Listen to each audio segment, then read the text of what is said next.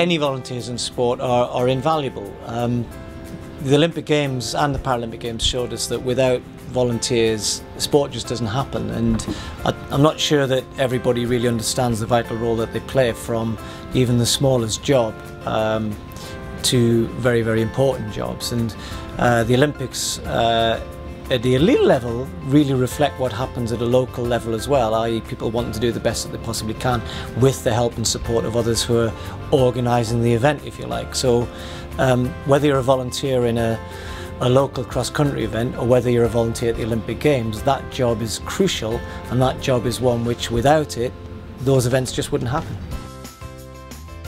Sometimes people are put off sport because it's difficult to organise. Well, sports makers are here to help you do it. We're basically like fixers. And sport doesn't have to take up hours of your time a week.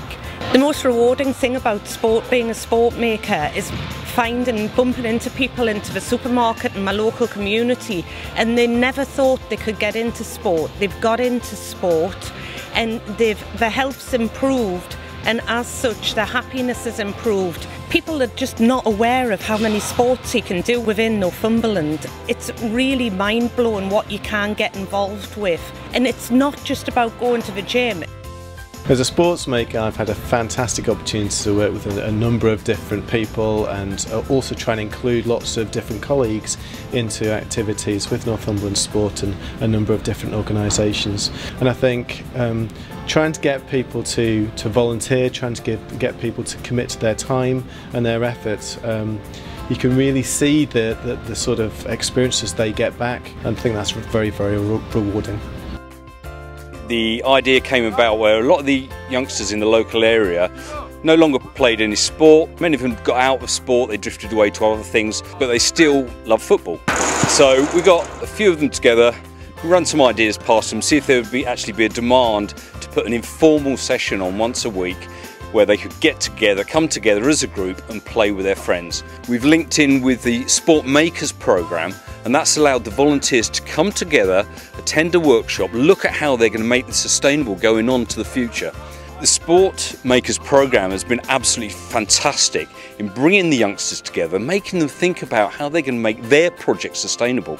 And as you see tonight, we've got the youngsters out there, and they're making their programme happen in the community. I study sports science at Northumberland College, so obviously doing Sports Makers is going to help us with my course as well, because we do a lot of coaching and stuff, so the stuff that I'm getting from Sports Makers I can take forward into my assignments, and log in hours for work experience, which is a unit that we're doing at college. It gives me an advantage from my class, I suppose, so I'm getting more experiences than them.